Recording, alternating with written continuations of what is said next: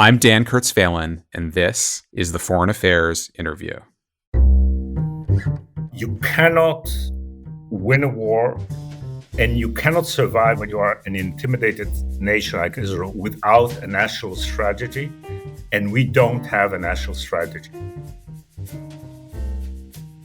A year has passed since Hamas's October 7th assault on Israel sparked a brutal war in Gaza, one that is now spreading north into Lebanon and threatening to reel in bigger powers, including the United States. But the war has always been bigger than Israel and Hamas, writes Ari Shavit in a new essay for Foreign Affairs.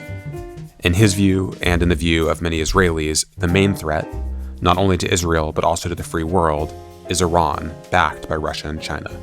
Shavit, a leading Israeli writer, has spent decades trying to make sense of his country's identity, its democracy, and its role in the Middle East. I spoke with him on October 4th about how Israelis are thinking about the conflict as it enters its second year, and what it will take to bring about peace.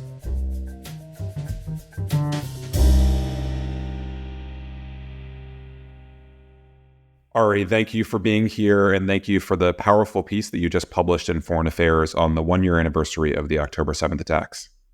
Thank you so much, Dan. It's a pleasure to be with you. I actually want to start not by talking about what's happening now, but by looking backwards, given the week we're in. What, as you see it, does the rest of the world miss about the effect of October 7th on Israelis? Or, put differently, about how the attacks reshaped Israeli security objectives, fears, politics, and how has that changed, the sense of the event and its significance in the past year? Look, one cannot overestimate the importance of the trauma of October 7th, 2023. I think, in a sentence, it ended a 50-year golden era of Israeli relative security. With all the problems we have, and we always have problems, but for nearly half a century, there was no real immediate existential threat to Israel. And with all the problems of our horrible politics, life here was great. There was prosperity. Israel joined the world. We literally joined the OECD. And we felt, Israelis endorsed a kind of sushi and Nasdaq culture where we really thought that we are like an extension of Manhattan. And what October 7th did is to take us back in time. October 7th was in one way a pogrom. It took us back to our traumatic Jewish past. It was the worst atrocity since the Holocaust. And in an Israeli way, it really took us back in time, to the 48 or 50 or something, when we were a small, intimidated nation. I'm not saying that this is the case, but emotionally, we were suddenly confronted with our tragic existential condition. The Israeli condition is a tragic one. We are indeed a frontier democracy that tries to live the life of a liberal democracy in an impossible surrounding. We are indeed a kind of oasis of liberty in a region that has no liberty. We are surrounded by tyranny and fanaticism. And for decades, our relative success, our economic success, our high-tech success, our military success enabled us to ignore all that. So we really thought that we live like you guys. I have two younger sons, and they are globalized kids. They are at home in New England or California because their lives are like the lives of young American boys. And suddenly we became Jewish again, and we became intimidated in a fundamental way. And what made it so much worse is the atrocities. Because atrocities really turned it from just a horrible security event into something demonic. There was something about the raping of the women, the kidnapping of the children, the beheading of the men, the burning families alive. That's medieval stuff. That's not 50 years back in time. That's 1,000 years back in time. So the shock, to this day, by the way, I think that this country, this nation is in trauma. It's in the pain. The human pain here is incredible.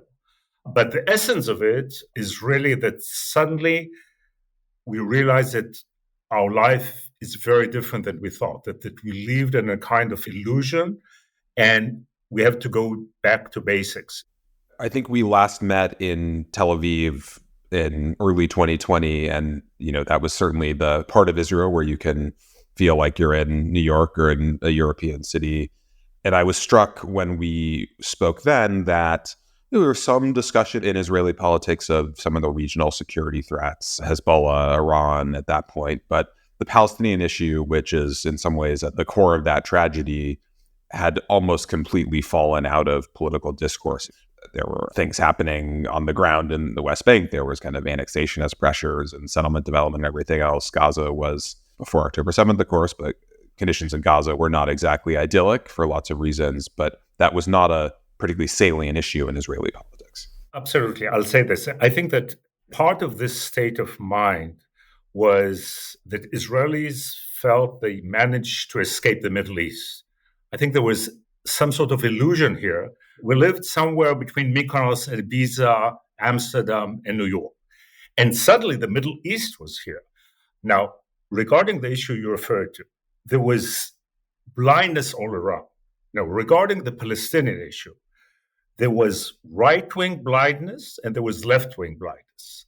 The conservative blindness is to see the Palestinians are here. And there is, with all of Israel's success, the situation is unbearable, unacceptable, and you have to do something about it. Most conservative Israelis ignore that, and they believe that because we are strong and prosperous, we can somehow ignore the existence of the Palestinians and the Palestinian issue. The liberal blindness was to see that sadly, the Palestinian-Israeli conflict is not about settlements, and it's not about the West Bank, and it's not about Israeli occupation. It's about the very existence of a Jewish democratic state in this land. And what was October 7th? It was, one, an attack on the Jewish state, on the very idea of a Jewish state, because it happened just in the one place where Israel withdrew to the 67 lines and dismantled settlements. And rather than to get peace, we got the worst terror attack ever. And it was an attack on peace-loving kibbutzniks and life-loving clubbers, festival goers, which is an attack on the idea of liberty, of freedom, of the life that we want to live. So the conflict, sadly, is an existential and deep conflict about the very existence of a Jewish democratic state. Now, if I can combine it with what we just said, October 7th is 9/11 on steroids. Imagine America being attacked on 9/11, but with Al-Qaeda controlling Mexico and Iran in Canada, and 10,000 Americans kept in tunnels in captivity. I'll tell you something personal, if I may. We lived a sheltered, nice life in the suburb of Tel Aviv. And so we were not immediately affected, thank God. But for weeks and months, my wife, my dear ones, my neighbors, they kept seeing Nukhba Hamas terrorists in our gardens, okay? The feeling was that nothing is safe, that there is no safety whatsoever. And for a country that accomplished so much, that they gave the Jews, liberty, sovereignty, dignity, prosperity in the way they never had before for many years, this was a horrible shock. And to this day, I think that's a shock for all of us that we are still trying to deal with. If you could go back to a year ago and tell yourself then where things stand now, but the situation in Gaza, the fact that the hostages are still in tunnels and the war continues, and the extent of Palestinian suffering in Gaza, the regional dimensions, the fact that, Bibi is not just in power, Prime Minister Netanyahu is not just in power, but gaining in popularity. What would surprise you and what would not? I think there were three phases to this year. I think in the first phase, which is the last quarter of 2023, with all the agony and shock, Israel reacted in a remarkable way. The social solidarity here, the civilian heroism, the army recovered, society united, we had a unity government. So there was a feeling that faced with this terrible trauma and danger, we do come together. And you saw the greatness of the people of Israel. Look, I'm very critical of our government and our prime minister. In a sense, we fought this war as orphans. I mean, we didn't have a real leadership to follow. And the strength that came out of Israeli society, young people, soldiers, the hostages' families, the people who became refugees, it was incredible. There was a shock, but there was amazing resilience and internal human strength. The first half of 2024 was very bad because everything that I've just described gradually was eroded, okay? We were back to petty politics. The government didn't function. The army lost its sense of direction. There was no strategy. So there was growing despair.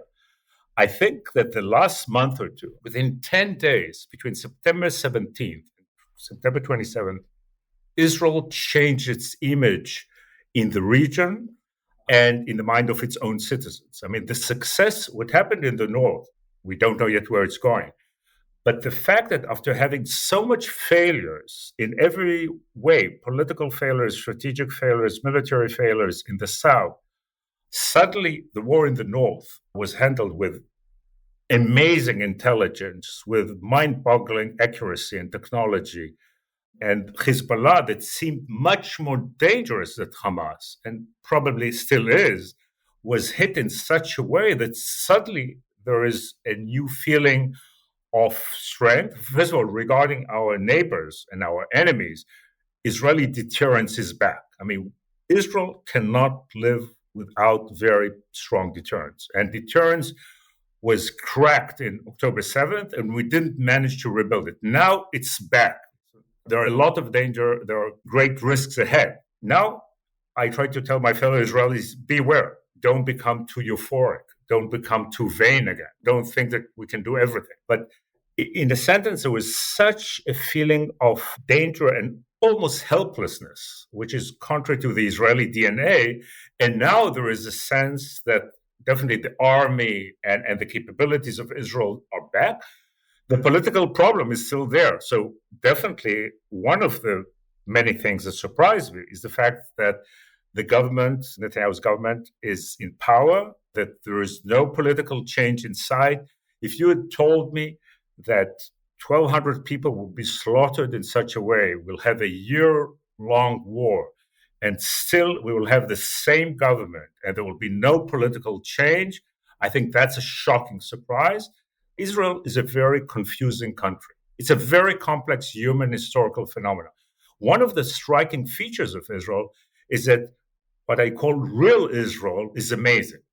People here, society, economy, innovation, courage, solidarity, it's amazing. Israel is a kind of combination of individualism with community values that gave it amazing strength. But political Israel is even worse than political America. So the gap between the strength of real people, real society, real Israel, and the weaknesses and the dysfunctionality of political Israel was striking before the war, but now it's just mind-blowing. You suggest that the government thinks it's in a pretty good position now, that its strategy is playing out more or less the way it wanted. I saw senior Israeli officials in New York the day that Hezbollah leader Hassan Nasrallah was killed, and you could kind of see the degree of assurance and confidence they seem to have in that moment.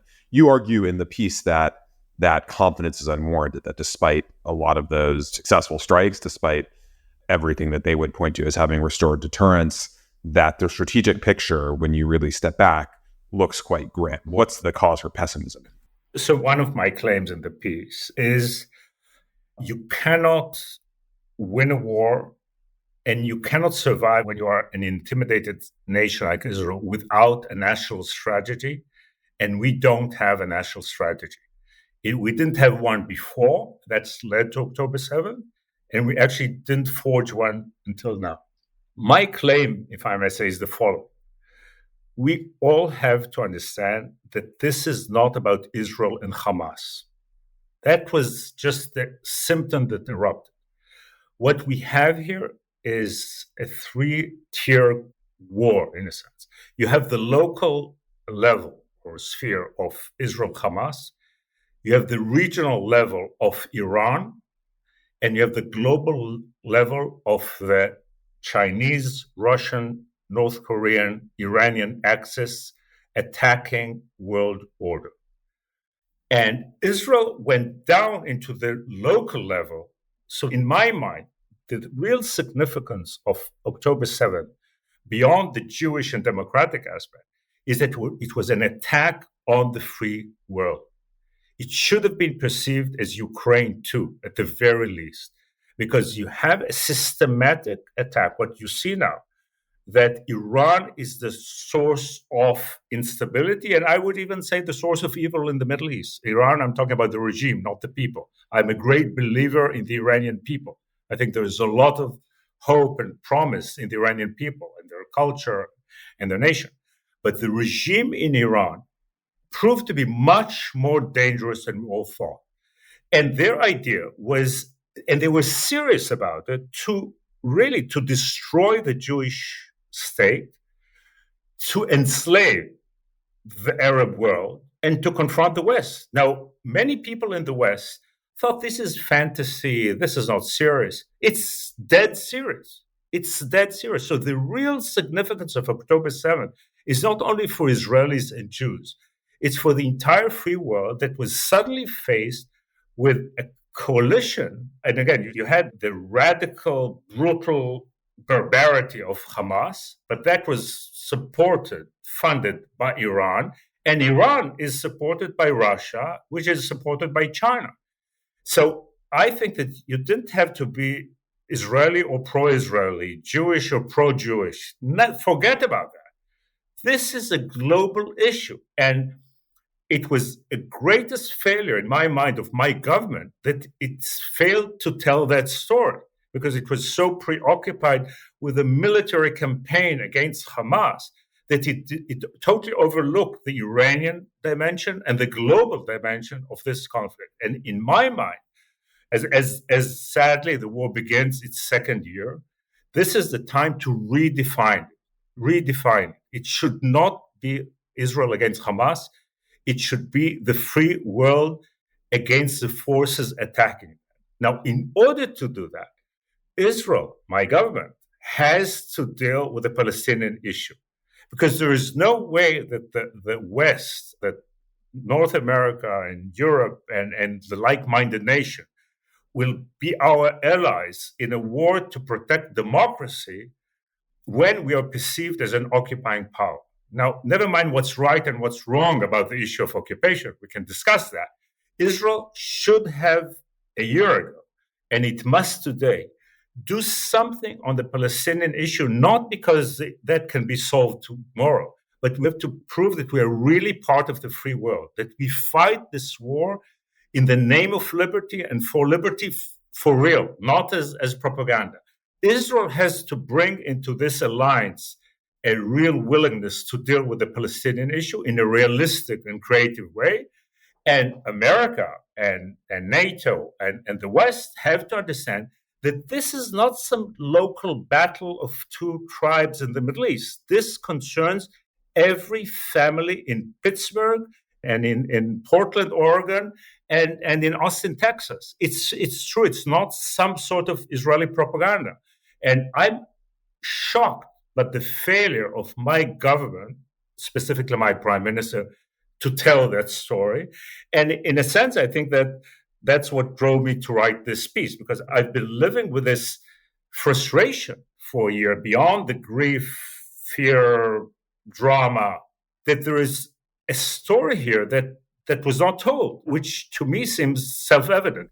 One dimension of this, I think I want to get to the Israeli-Palestinian issue more broadly, but just focusing on Gaza specifically, there's been frustration when you look at the international conversation, but also the frustration among American officials about what they see as, at times, an indifference on the Israeli part to the suffering of Palestinian civilians in Gaza. And some of that's been fights about humanitarian access. There was reporting in the Washington Post this week, in the last few days, about how much pressure it took from Washington just to allow, basic food assistance and other aid to get into Gaza. There's been, I think you can argue about the specifics of these numbers, but a sense that targeting has not been as careful as it might have been, and that there's just a disconnect on that question of civilian casualties and civilian suffering in Gaza. To support that narrative that you are pushing, you would think that Israeli officials would be more attentive to that disconnect and more active about addressing the civilian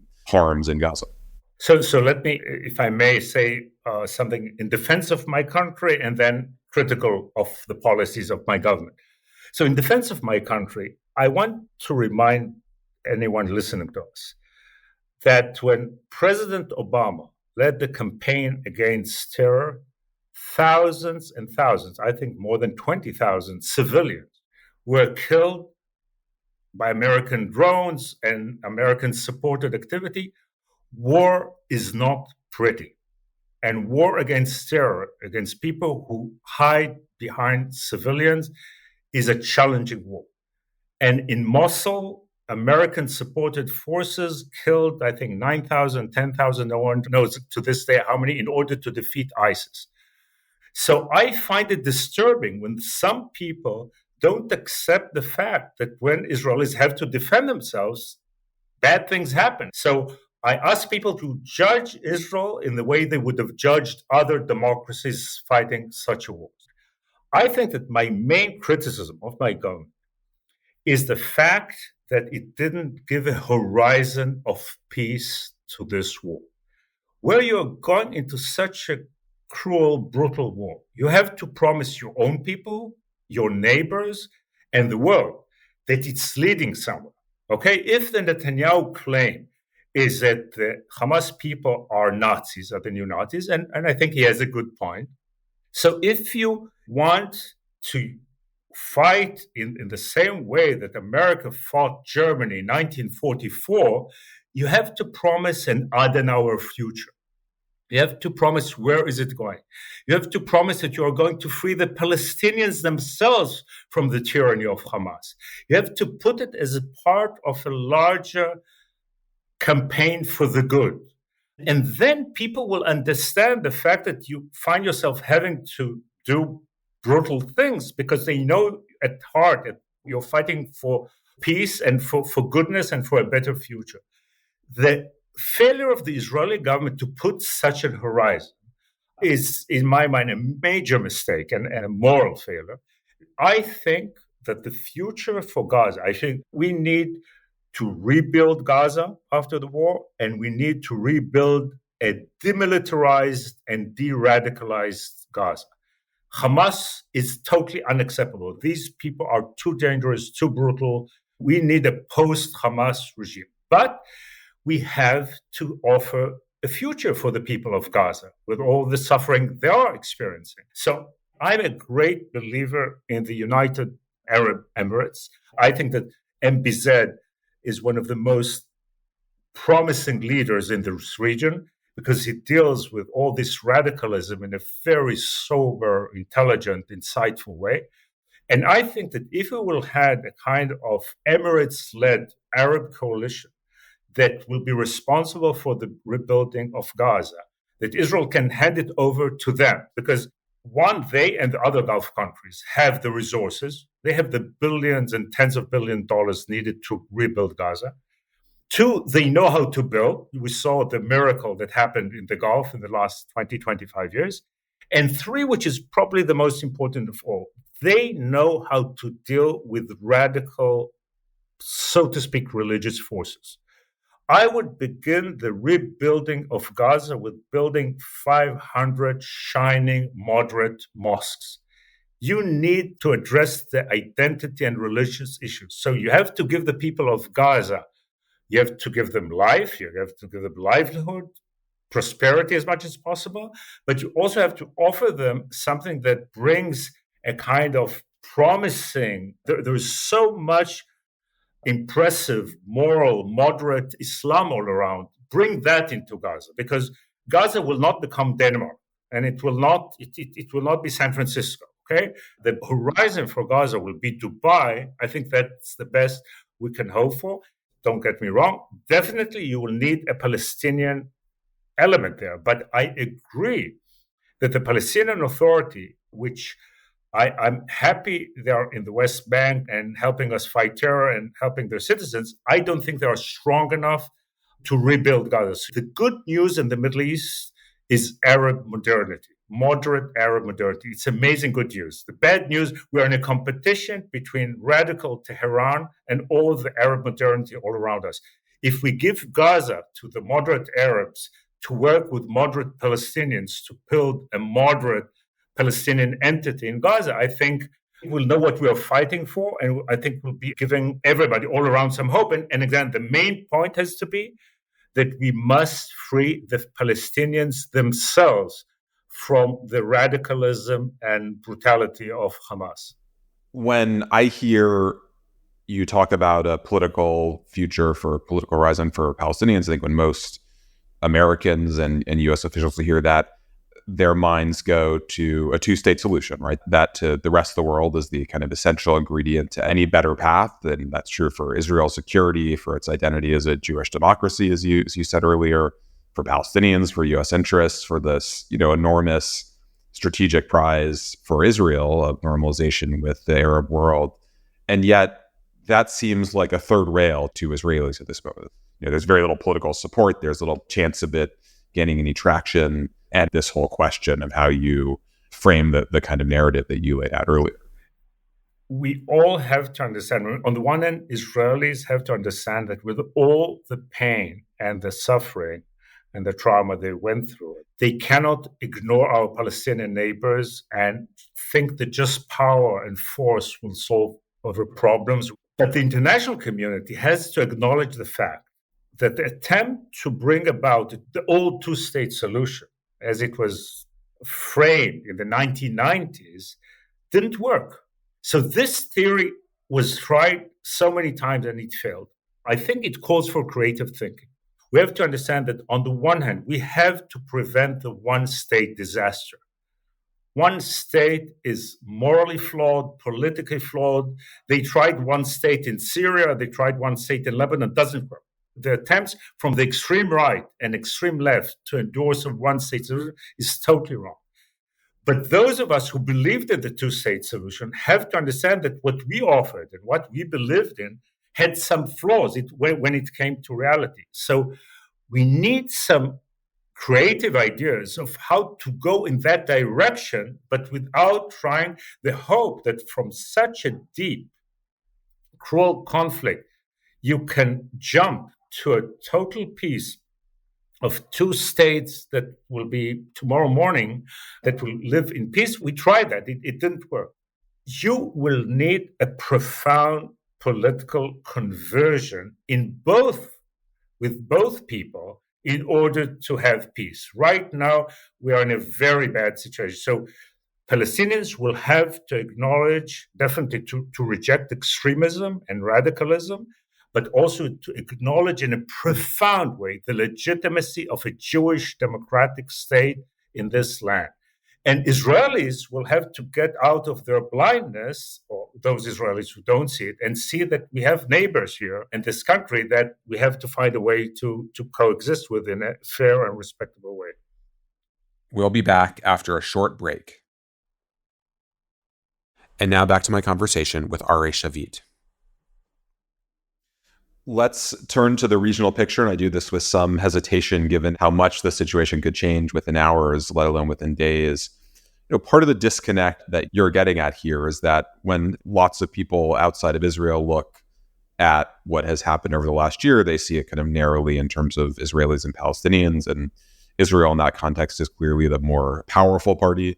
Israel's look at it a region that is full of threats in the ways that you laid out, and big countries who talk about its destruction regularly, and militias with tens of thousands of precision weapons on Israel's border. And that, of course, leads to that sense of insecurity that you laid out. Israel at this point has, of course, its own nuclear weapons, the only nuclear weapon state in the region at this point. It has the qualitative military edge from the United States. What is the kind of theory of reversing that sense of insecurity as you see what the Israeli government's doing now in Lebanon, vis-a-vis Iran, as we see whether it will respond to the missile attacks of this week? What is the theory of changing that dynamic? So again, one is to address the complexity.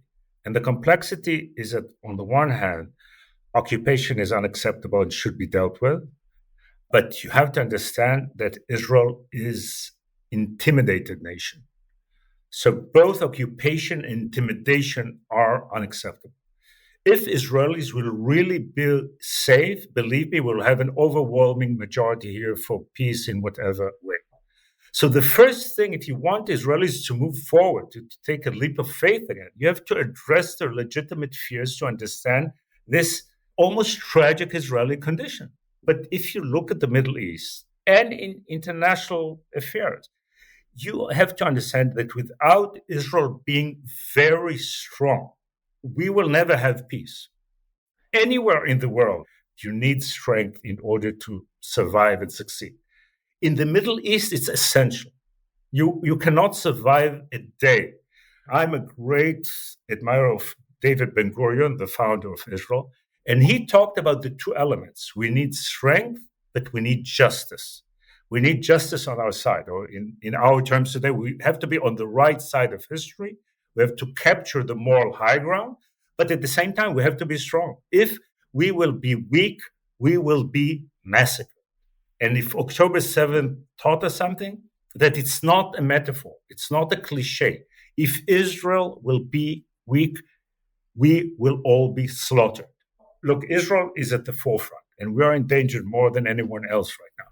But this phenomena of radicalism, that when you have people who are willing to do what the Hamas people did, when they acquire nuclear weapons, the golden era of the post-World War will be over.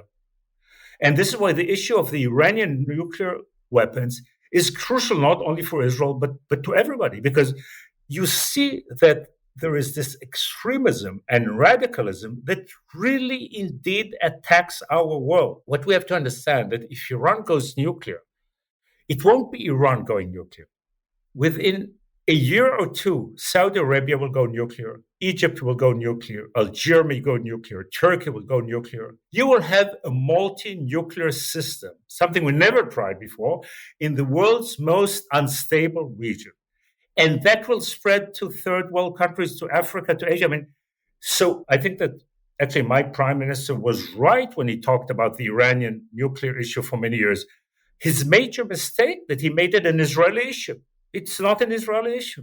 This endangers all of us. So if we take the tragedy of October 7th and understand what was exposed and revealed on that terrible Saturday, I think it will somehow give meaning to this fight, because it'll be a wake-up call for all of us that we must unite, get over our differences, and fight evil. We're faced with evil. And I do believe that if we do wake up now, we have enough power together and enough wisdom to overcome an unprecedented challenge.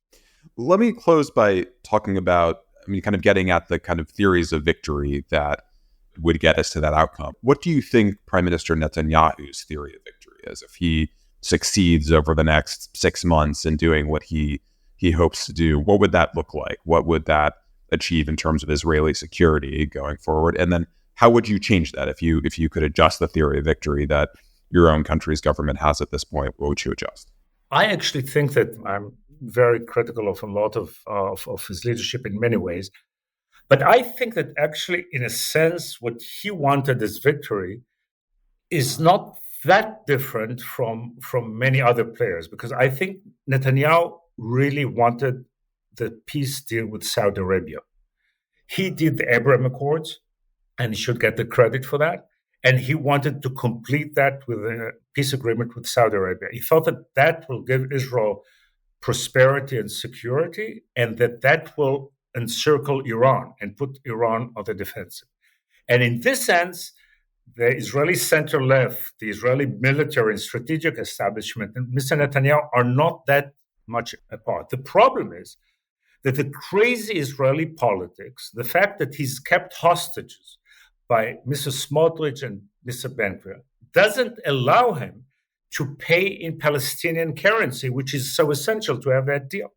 So we are stuck with petty, extreme politics not allowing us to do the right thing. I think that had we had in Israel a proper unity government, if we had a center-right government, it would have gone in that direction. But we are kept hostage by 10% of our people who have a political veto because of our dysfunctional politics. Again, I would not call for a regime change in Iran immediately because we know that it has problematic connotations. But we have to understand that we will have peace and stability in the Middle East only after Iranian radicalism is defeated. I'm not saying it should be done militarily, God forbid, but I'm saying if we all unite, if America, Europe, the moderate Arabs, Israel, India, Australia, Japan, all like-minded nations will unite in trying to deal with the Middle East issue. So at the end of the day, the Iranian people themselves will rebel against their regime. It's not that far away. Most Iranians, at least half Iranians, don't like their regime. Okay? Iran is very dangerous and aggressive on the one hand, but it's vulnerable and weak on the other hand. So it's very much up to us. So as I said, regarding Hamas and Gaza, we need to rebuild Gaza, de-radicalize it, and demilitarize it. Regarding the Palestinian-Israeli conflict, we need some sort of third way approach. Regarding the region and the world, we have to deal with the Iranian threat. If we will acknowledge the Iranian threat, it's not too late to stop it.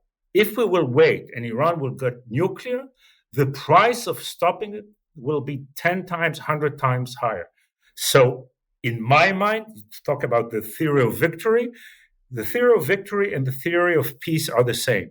We need a new Iran, a non-radical Iran, that the moderate Arabs and moderate Israelis will be able to deal with the Israeli-Palestinian conflict, with all other issues in the region, after defeating this radical dragon that is endangering everybody.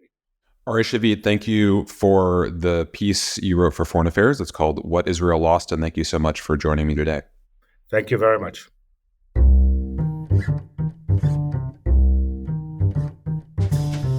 Thank you for listening. You can find the articles that we discussed on today's show at foreignaffairs.com. The Foreign Affairs interview is produced by Kate Brannon, Julia Fleming-Dresser, and Molly McEnany. Special thanks also to Grace Finlayson, Caitlin Joseph, Nora Revenaugh, Asher Ross, Gabrielle Sierra, and Marcus Zachariah. Our theme music was written and performed by Robin Hilton. Make sure you subscribe to the show wherever you listen to podcasts. And if you like what you heard, please take a minute to rate and review it. We release a new show every other Thursday. Thanks again for tuning in.